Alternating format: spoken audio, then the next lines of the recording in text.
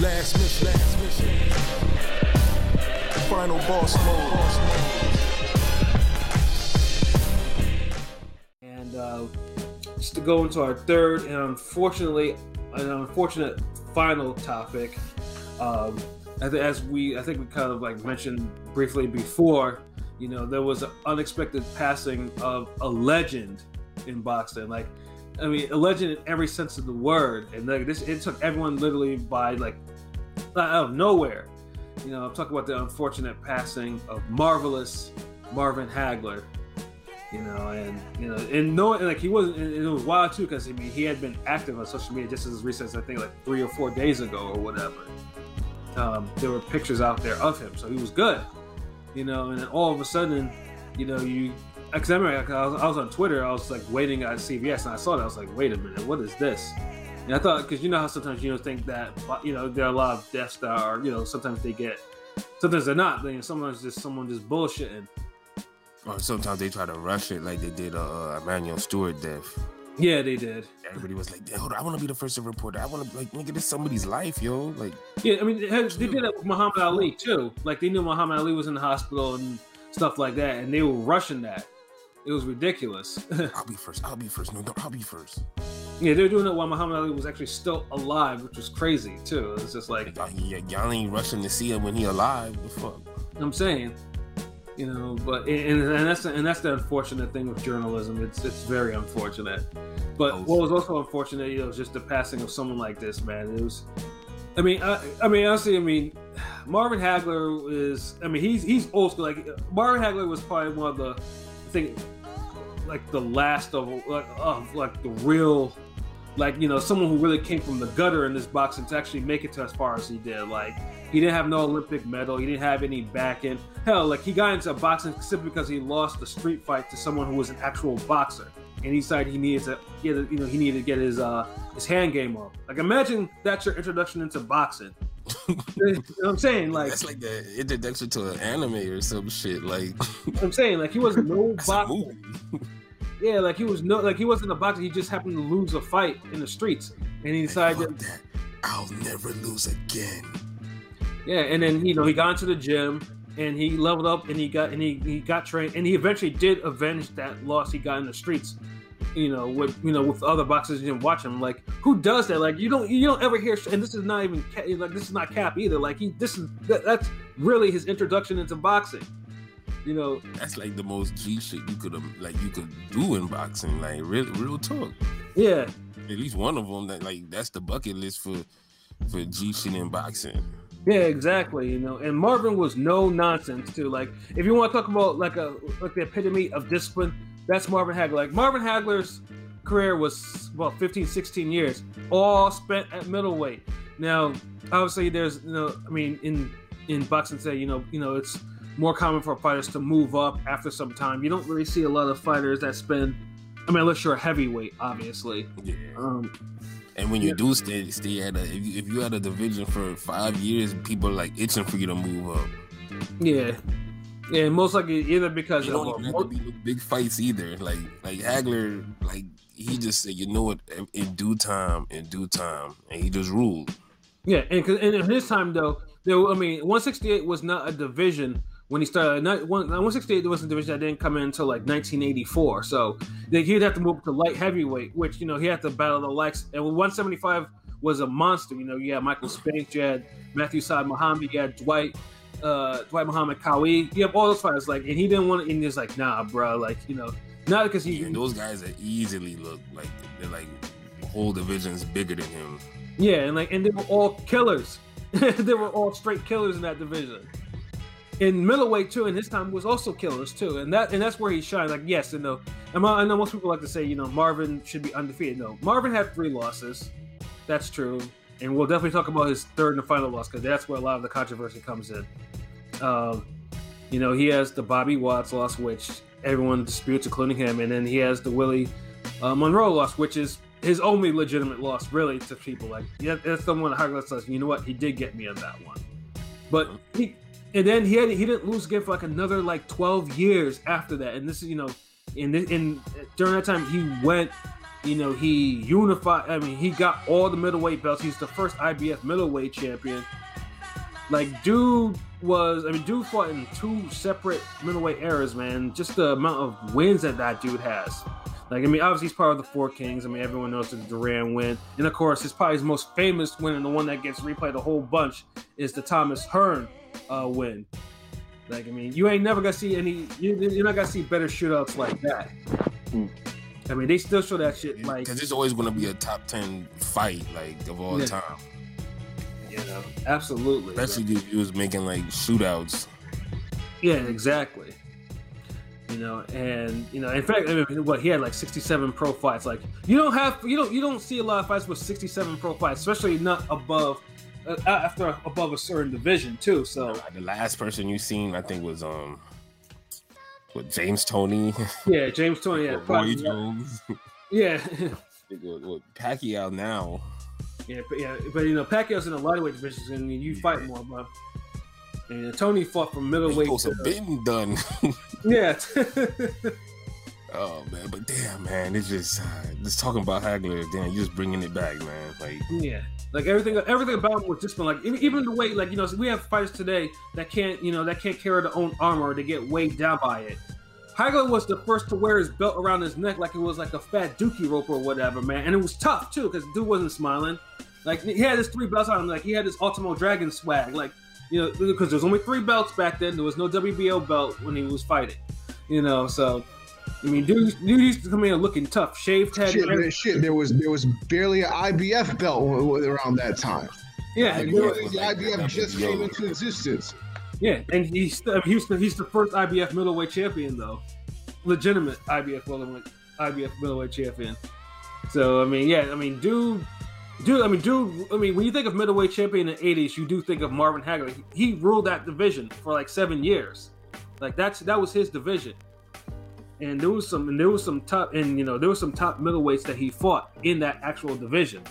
But yeah, the Thomas Hearn one is like I said, 3-round shootout. Yeah. Beat the shit out of Vito Antuofermo only to get a draw. Yeah, and that one was a disgrace. And then Hagler had so many hard luck type of fights. Mm-hmm. So it's like he endured himself. Like, his journey, like, just was so relatable to like the average working class person. So it's like, a lot of old school, people's fathers and shit were like Hagler fans. Yeah, like I mean, he has like wins over tough guys. Like, he did avenge his Willie Monroe defeat. He avenged his Bobby Watts defeat. Yeah, beat the shit out of Hamsho, beat the shit out of Minter.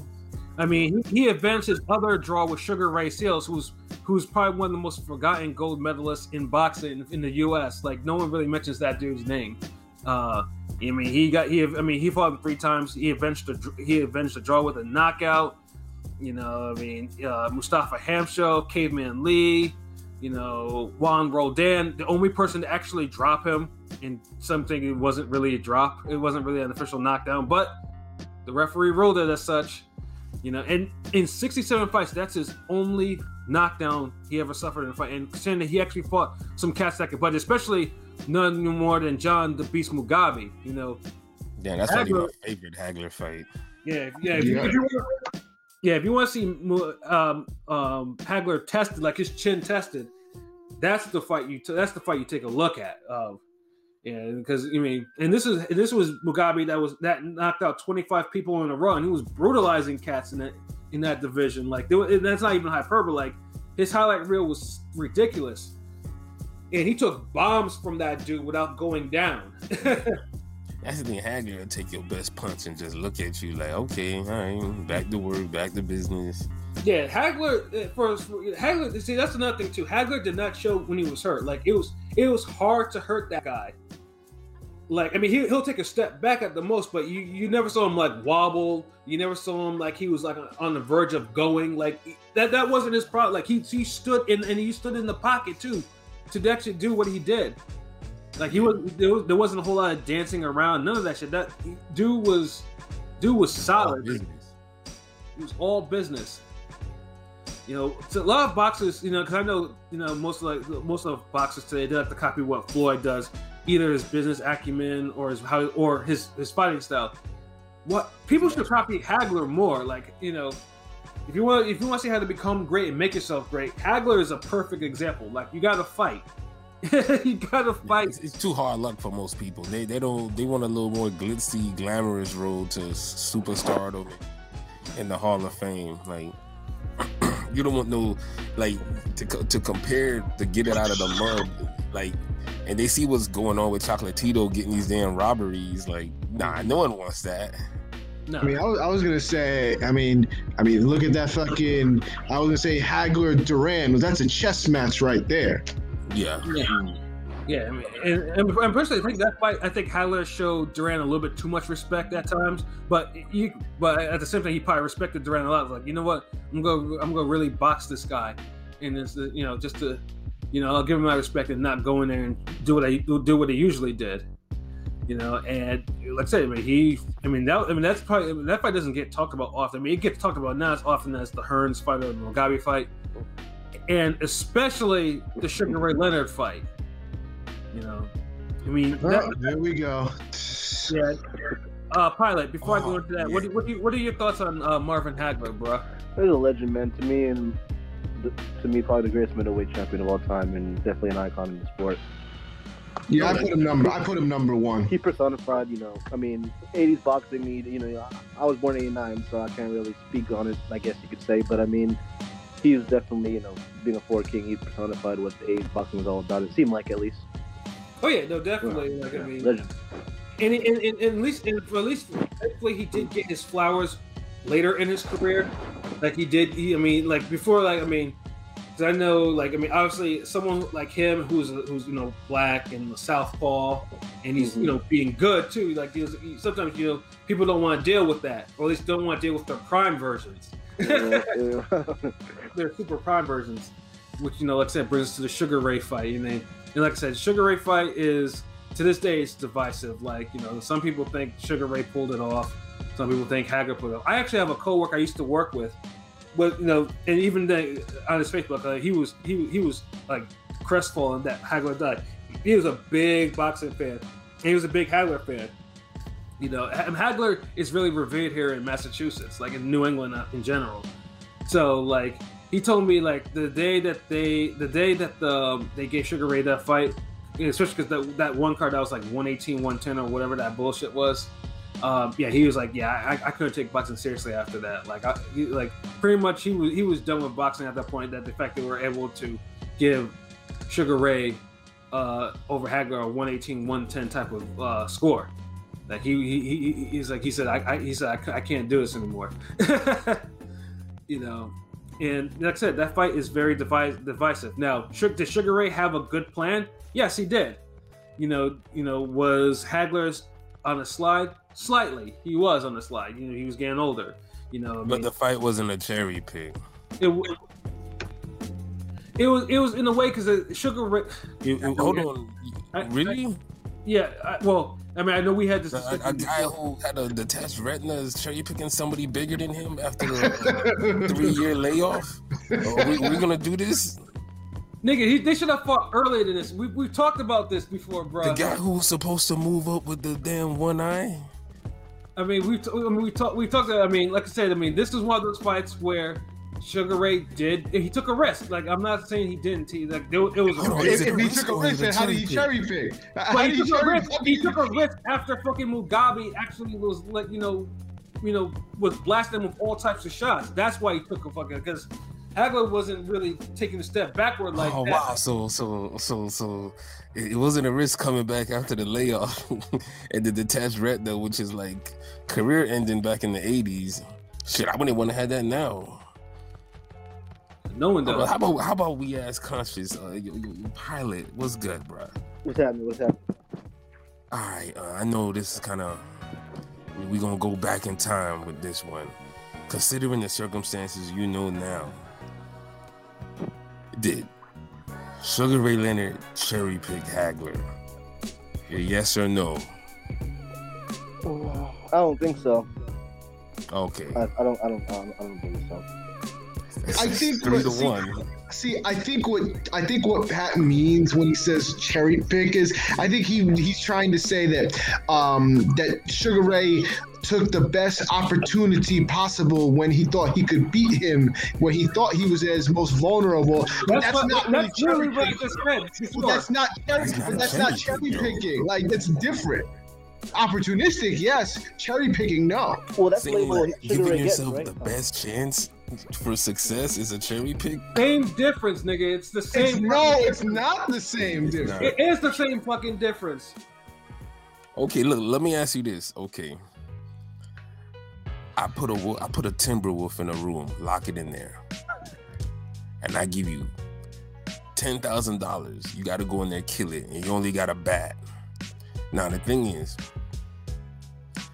you could go in there when he asleep, or you could go in there after I ain't feed him for 3 days.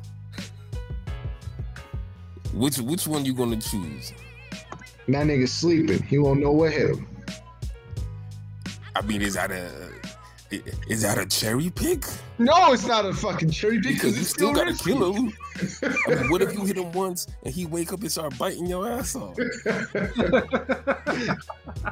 But I think to me, that's an easier fight to when he's sleeping after he done ate something than go in there and he damn pissed off you ain't feed him in 3-4 days.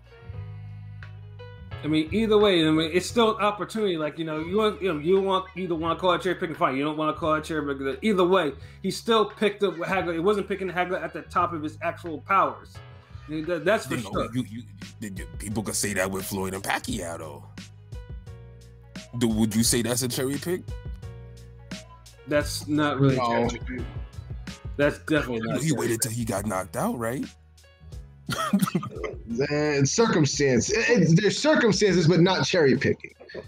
And even then, Floyd. I'm saying Even then, Floyd didn't get Pacquiao automatically after that. He still had to, he still was like, you know what? He had trouble with Maidana, and then Pacquiao had to run all that shit back with Bradley before that shit actually, came to pass. But we know he won all 3 of those fights. So if Sugar Ray Leonard cherry picked Hagler, then if we use your logic, then Floyd cherry picked Pacquiao. Mm-hmm.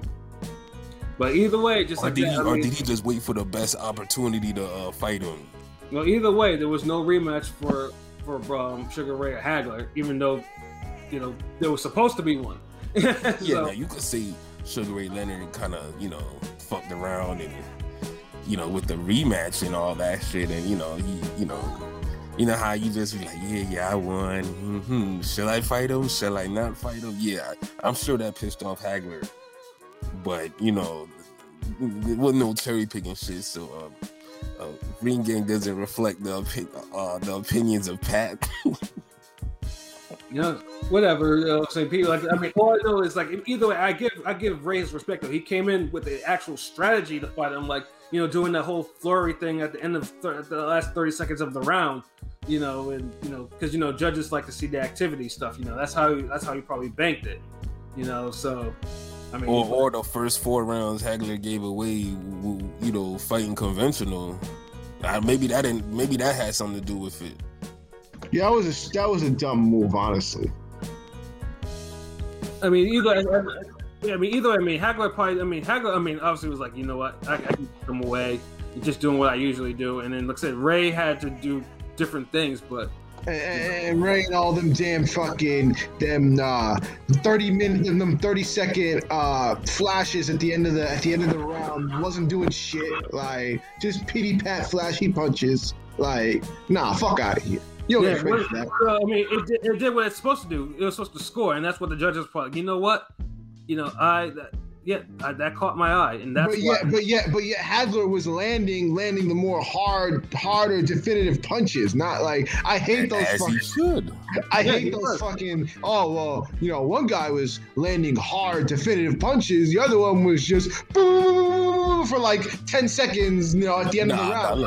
Leonard was throwing hard punches too. People just let the speed gas him up because they know what it was. They're flurries. But if he wasn't throwing with enough pop, Hagler would have just walked him down like he was nothing and said, "Fuck your one eye, fuck your retirement, fuck all your golden boy status, and let me just beat your ass." He couldn't do it. So I mean, are we either gonna give Hagler props or we gonna shit on Leonard enough to where we just begging to give Hagler props for it? Like, you know, he an all-time great legend. He lost a close fight. He didn't have the best strategy, but it is what it is. Right. I mean, like I said, even the split decision, like the card for Hagler was 115-113, obviously. And then, you know, the other score, you know, was for Leonard, you know, 115-113. And yes, I mean, both scores are feasible. You can actually see that. I mean, if whether guys who you thought going, those scores aren't bad, but the 118-110 for Leonard did not exist in that fight. It did not exist. For sure, it did not exist for Sugar Ray Leonard. It didn't. You know, and that's where the fuckery that's where Hagler, you know, flipped. You know, that's the score that made him just go like, you know, he's like, you know, fuck this shit, like, you know. And it wasn't like, but it wasn't like retire. He didn't want to retire in the spot there. Like, they were going for the rematch, but Roy was kind of, you know, like I mentioned before, he was giving him the runaround on that. A-side flexing. Let's just call it what it was. Yeah. And so Hagler was like, you know what? I don't need this money anymore. I'm good. Actually, no. He retired because, you know, Hagler had a brother in the 80s too, Robbie Sims, and he lost to Sambu Kalambe. That's what actually made him walk away. That was like in 1988. So that was, you know, because like I said, Hagler wanted to fight again, but it was just one of those things that he was just like, yeah, no, okay, I'm done. I have the money. I'm good. You know, so yeah, like I said, to this day, it's still a thing. But Hagler though was a man of his word. Though he retired to Italy. He did them Italian. Yeah, I said France. My apologies. I said France. It was Italy. I knew it was one of those damn countries. He started making movies and shit. Yeah, no. I've never seen them full, but I've seen them on like clips on YouTube. You know, they're actually pretty entertaining. You know, if you take it as that, though, they're, you know, they have Hagler doing all types of like Superman type of stuff, but you know, Marvin Hagler, I mean, who am I to say that's not really what he can't do? I mean, but yeah, no, but for the most part, you know, he just led a, you know, pretty quiet life. You know, I mean, he was in Italy, did his movies. You know, you see him on TV. Some of the you go to the conventions, like you see him, like, you know, basically. And dude, for the amount of fights he had 67 fights. He was pretty lucid. Like, he didn't show any damage. Like, yes, really, that's true. Like that's a testament to his character and durability. Yeah, like, I mean, when you look at, you know, Thomas Hearns, you know, you can say that he probably had too many fights. Or you have Ray Leonard, who pretty much, you know, who expired shortly after that fight, anyways. You know. And for different reasons, and then you have Duran, who fought way too long. But even though he's not showing too much damage, I think a car accident's the only reason why Duran's not fighting anymore. And that was when he was in his 50s. Dude, there's no way I should have saw a damn Joppy Duran fight in my lifetime. Same here. Yeah, you're absolutely right. And I can't shake that image out of my head. Like, there's woman ass fights that I'd easily forgot, but for some reason that fight just, it don't sit with me well, and it just stays in my head. Like, we saw a damn Duran Camacho fight. Oh my God, those fights were so awful. Although I do like these Chavez senior exhibition bouts though, like.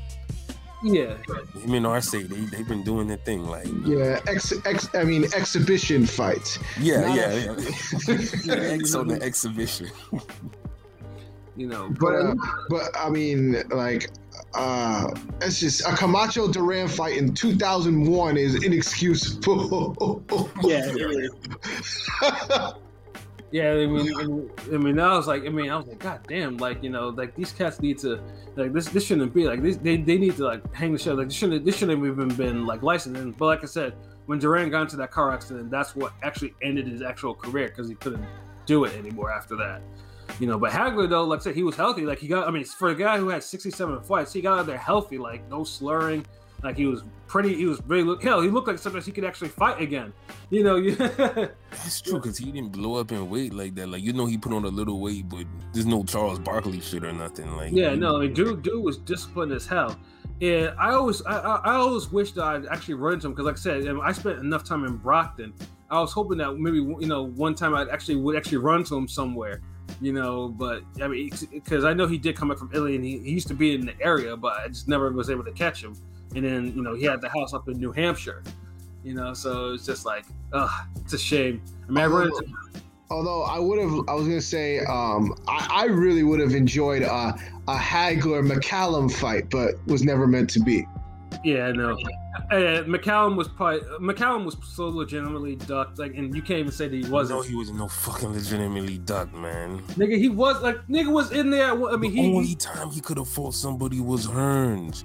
Everybody else was already older and past him. Like, dude was on the superstar runs of their career. Like, McCallum was not ducked by these dudes like that. Like, only Hearns could have fought this man. I mean, McCallum was like one of the middleweight champions after Hagler. Like they could have fought. Like their timeline, they could have fought. Yeah. The only one that probably could. That's excuse for that. Maybe is Duran. Well, no, Duran was one.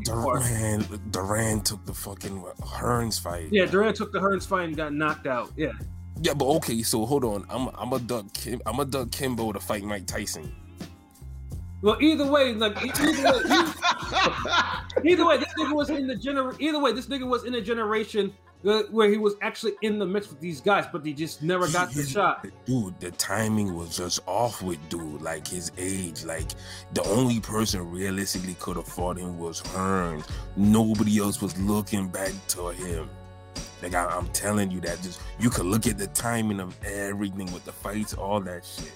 Man, like you can't put out that myth, yo. Like we almost let you get away with the damn the cherry picking. Yeah, now you want to say McCullough was legit. You said legitimately ducked. Like you didn't even say avoided. He said legitimately ducked. Like nah, nigga. Like listen, he wasn't like every time them niggas vacated a belt, that nigga got the belt, nigga. So don't tell me that he wasn't avoided by these guys. Nah, dude. Hearns, you could say the case. You can't say Duran because Duran's fought the guy who was bigger, better, the Hall of Fame all-time great.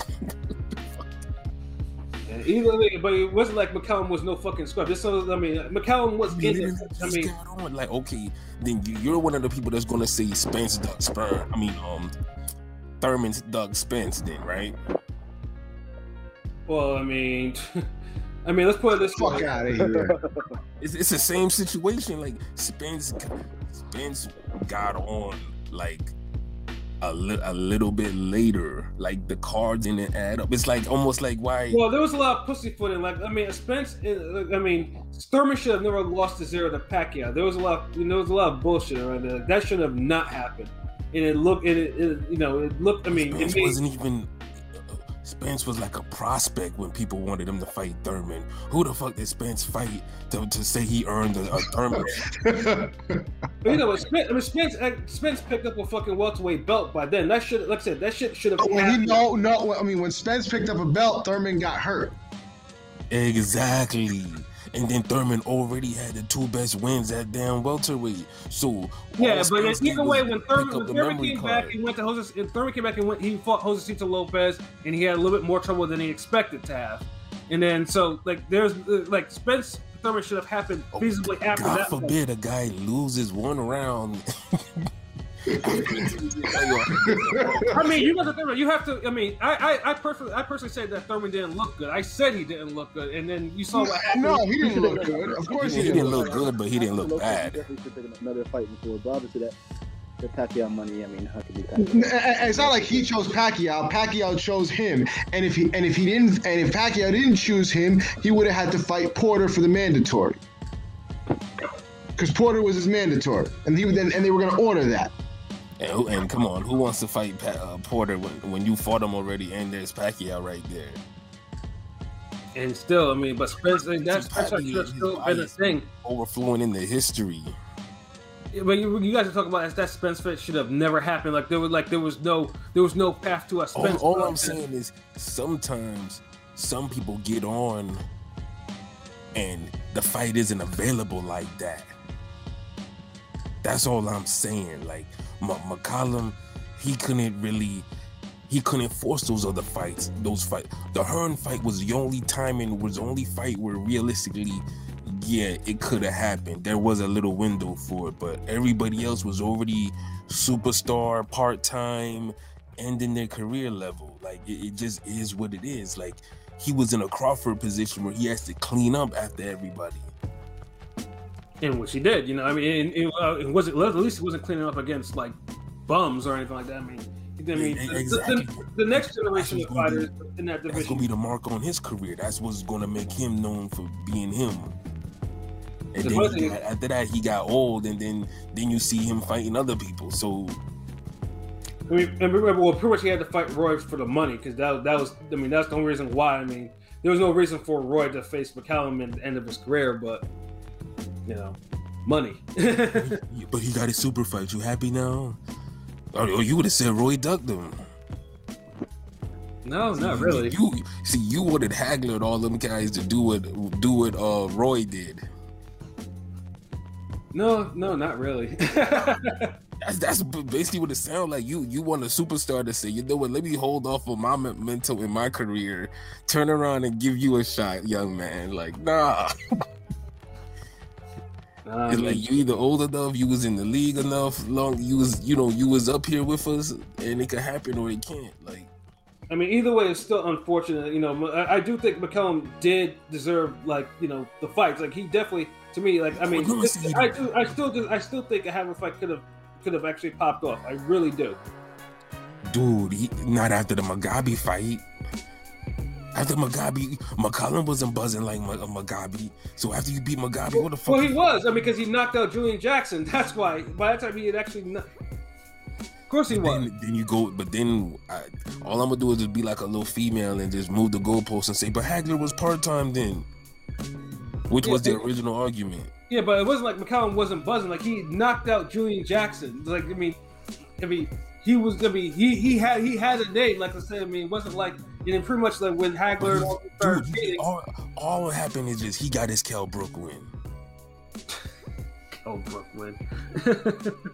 And then but the thing is, everybody like you, Spence, and McCallum fans want the whole world to just stop. Don't ever call me a Spence fan. No, I said you need to calm down with that. Nah, you McCallum and Spence fans, y'all want the whole world to stop as soon as y'all got y'all a decent win. Y'all said, yo, as soon as Spence beat Brook, y'all was like, oh, you know what? We could fight Canelo. Fuck Thurman. We could get Porter. We could get this guy, that guy. McCallum gets his win. It's like, oh man, Sugar Ray Leonard ducking me. Hagler don't want it. Hearn don't want it. Even though he fought Hearns, he don't want this. Like, come on, man. Like, I mean, I'm good, man. I'm sorry. Like, we digressed. Like, I'm just making up words, but yeah. Unfortunately, when LB lets to go off and, you know, in semantics, it's hard to stop him. You know, but you was the super villain that had to be stopped because you came through with the damn the gemstones with the fucking cherry pick stones, and you had to team up and stop that. Then you came back for the sequel on some Ultron, like Thanos shit. Like, nah, he was ducked, legitimately ducked, and it's like we had to stop that. So if you're done making wild accusations, we could just. You doing your semantics, nigga? Yes, we go back to Hagler. So yeah, I just say though, what happened first, the semantics or the wild accusations, with the egg or the chicken? Like, nah. Yeah, see, I put respect to Hagler's name. You know, you were over there like. No, I did. I mean, Hagler's that dude, bro. Like, but I'm not gonna say he legitimately ducked the guy. Nah, I say he legitimately lost to Leonard. You know, that scorecard was horrendous. I still thought he lost, but. You know, I'm never going to say he was robbed, but I'm not going to sit here and say he ducked damn McCallum. Hell nah. This is Hagler we talking about. He fought everybody he could possibly fight. Yeah, of course he did. Yeah, I mean, he was undisputed when he won undisputed and he left undisputed. You know, and that's a rarity too in South. How you leave undisputed? Oh yeah, that's right. He got his belt stripped. I forgot he had like 2 belts stripped by that time by the Sugar Ray fight. I'm like, the fuck? He lost. Yeah. I could put. Yeah, he only had one of those belts. Yeah, like yo. Yeah, because he had mandatories and he didn't. You know, Hagler Sugar Ray, WBC, you know, they do what they do. So that's so that's what we had left. Yeah. You know, but Hagler, you know, like I said, Hagler was just like I said, he was just too old school. Like, you know, if you're a working class fighter, if you were a fighter, just, you know, you didn't like to fuck a whole lot of bullshit about him, like serious about his business and stuff like that. Hagler was your guy. So it's just like it's just like that comment that Michael Irvin once said. You know, we're losing recipes, and because he was talking about, you know, women not, you know, passing out recipes and women not knowing how to cook. This is what this feels like. Because I mean, although I'm not sure what type of training that Hagler was really doing, if he was doing it at all, you know, in terms of, you know, mentoring any other fighters, you know. But I feel like, you know, he probably wasn't tapped. I think he had a lot more to offer. I mean, his career obviously is a model career. Like, you can look at it, you can learn some things, but it just feels like, it just feels like, you know, something was gone, you know, with him passing. Of course, a fucking legend, man, and it's just sad, but you know, life goes on. But you know, he's gonna be with us in our hearts and in our memories and shit. Because you know, you can't put on those type of performances and just be forgotten. No, you can't. And then another thing, I definitely want to bring up with him, because I know, unfortunately, there's some things going on, like, you know, in terms of the cause of his death. And unfortunately, I know there's like some people say he got the vaccine and, you know, and he had a bad. Oh, I mean, Tommy Hearn said that. That wasn't no some people. Like, that was. Yeah. But yeah, his wife said he died at home. At home, and then Tommy said he was in ICU. So it's one of those things. Like, there's a lot of information, but unfortunately, when you say vaccine, obviously, you know, there's a lot of anti-vax sentiment. Because also, it sounds like they got his people on some, like, look, man. We know Tommy Hearn said this, but tell your wife, look, you can't say that he took the such and such and cause of that, you know, so dial it. I mean, like you said, there's a lot of mysterious fuckery, but yeah, the first thing we heard was the whole Tommy Hearn's post. Right. And, you know, and his death should not be used to push like an anti-vax agenda, whether you have it or not. Like, you know, I ain't gonna lie. I wasn't gonna do it, but now I'm definitely not fucking with it. Like, I'm good. Like, sorry. Yeah, but I mean, I know most of it, but, you know, his death should not be anything related to it. His death is like, you know, a great fighter, a great man. A celebration of life. Yeah, celebration of his life, not to push an agenda. Yeah, no agenda. Don't agenda the man's death. But I mean, the truth is the truth. I just hope no one just goes too hard with it. I hope we do find like a real answer, but right, I'm gonna hold my breath. Yeah, you know, like I said, you know, well, you know, obviously, you know, respect his family's wishes. Like, you know, I know they're like, you know, in time, like, you know, they'll say what it is or get, you know, what it's revealed or whatever. But, you know, right now, if you're gonna like, you know, do some memorial with him or speak about him, speak about the dude himself, speak about the man, his career, you know, if you had any personal interactions, but don't bring in, you know, an agenda. You know, I ain't gonna tell no. I'm just like, try not to. Yeah, try not to. Like, you up here like, don't, you know. Yeah, no. Honestly, because I mean, I've seen a whole bunch of Twitter posts on it, and I'm just shaking my head. Like, that's not how it should be. Mm-hmm. Yeah, that's my thing. I'm just like, you know, Marvin. Yeah, I know. I completely agree. Like, I'm tired of seeing Hagler's death used as a aha, gotcha moment. Like, I remember they did that with Hank Aaron too. Yeah, they did a with Hank Aaron. I thought people just calling it for what it is, man. We don't have to like it, man, but this is boxing. Boxing has so many agendas, so you know, like in life, boxing has agendas. In death, they're gonna let's OD with this shit. Very true. So, but yeah, I'd rather people just remember his fights and shit, and you know, the problem is he's not here no longer, so I don't want to just, you know, keep going on how he died or how he could have lived. With, you know, it is what it is. Right. So I feel like the Chocolatito robberies are even a bigger disgrace to his memory than any damn agenda.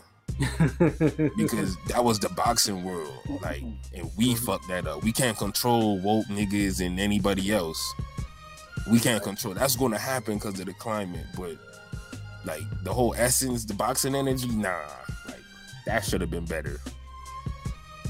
Wow. You don't get no 10 count and then you do some shit like that. Yeah, fuckery always happening, and when fuckery happens, it usually happens in pairs or threes. Well, the death was in threes. That's that. I'll just put it out there. R.I.P. to Jared Heard's father and John Molina's father. Right. Just unfortunate. They say death coming. John Molina Sr. Yeah, John Molina Sr. Yeah. Yes. Yeah. You're right. Yeah, he's like his dad, like the same name, bro. Yeah. So yeah, it's sad, man. Damn. Like. I have to play. I have to see. I'm going to watch Laura Heard, Malena, Lundy. If that. Oh well, you probably have the VHS. I know that hasn't been on YouTube in a hot minute. It used to be, but and maybe Hagler, Hagler Duran. Yeah, Hagler Duran sounds good. Definitely, rest in peace to Marvelous Marvin Hagler, man. Like I said, you won't be forgotten in boxing for sure. But I don't even have no closing thoughts. I just want to say R.I.P. Hagler. Same. Let's keep it short, sweet. You know what it is, ringgameradio.com, but R.I.P. Hagler. Yeah. He'll be missed, man. Really. For sure. So I think we've come to the end of our show for today. And LB said you had no other closing thoughts. Do we want R.I.P. Hagler? Yeah, no closing thoughts here. Pilot. Appreciate y'all having me, man. Thank y'all. Oh, excellent. And I echo everyone else's sentiments. Yeah. So for myself, Pat Scorpion, the New England representative. For LB, Shutterworth the God, the GOAT artist, for King P, Bodega P, and for Conscious Pilot. I'll come up with another, nickname or whatever for you. And, as we go on, trust me. We'll collab. Appreciate it. Yeah, no doubt. I'll get a better mic too. Nah, you were clear. We can hear you. Nah. He gotta get another mic. I'm sorry. Like, I appreciate the honesty. I got y'all. Yeah. Because that's the thing is like, say everybody's voice is at a 10, his comes in at like a 6. So I be listening, I be having the speaker by my ear, like, okay, cool. I mean, we some loud ass niggas, so yeah. I'm at your energy. I'm at your energy eventually. Give me a couple weeks. Oh yeah, no doubt. You'll fall into the groove and bam, you'll be one of us, even though you are one of us. Okay. So this has been another wonderful episode of Real Talk, where as always, it's shit's real, we talk about it. So until next time, peace.